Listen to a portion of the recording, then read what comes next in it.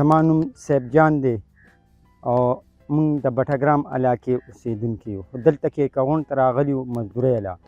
په دې ځای کې د املوکو باغونه دي. په موجوده وخت کې موږ د ډېر وخت نه د فروټو کاروبار کوو، خو اوس تالن کې نن وخت کې چې دی نو موږ د املوکو کار کوو. دلته د 2,500 باغونه موجوده په دې وخت کې تیار دي. په دې کې ډېر زیات خلک موږ سره بېروزګاره چې کوم دي نو هغه په روزګار باندې دي. څوک د شپې چوکیداري کوي، څوک د ورځې کار کوي، خو لکه ټول پکې په روزګار باندې اخته دي.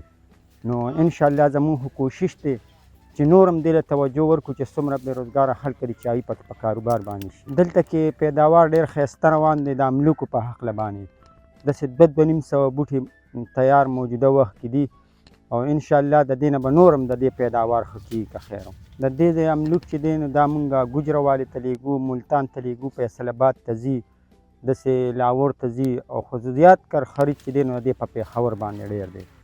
د دې د پیداوار د کروندې دپاره مونږ دا راکوو چې دا کله کري داسې د سپرلي په موسم کې څوک باغ نال کوي، انال کې دې ته بیا د سرو ضرورت وي هغه ورته ورکوو.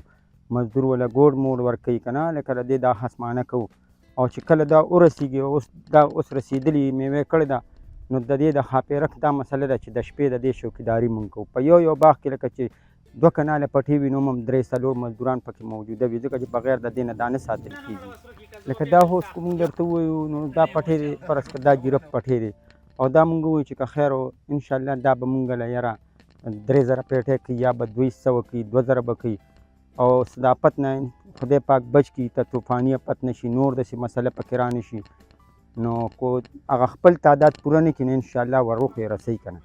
د دې اوس دا لومبۍ شروع ده، دا چې کوم سلۍ ورته مونږ وایو که نه، نو د هغې مونږ پکې اوس لګیا یو دغه سلۍ والا دانه راټولوو. خو لکه د دې شوکې ته خپله چې دی نو لا 2 میاشتې چې دی نو مکمل پاتې دي. دا دې باندې به 20-25 دن بعد چې دی نو شروع کېږي، خو دا 2 میاشتو ته رسي.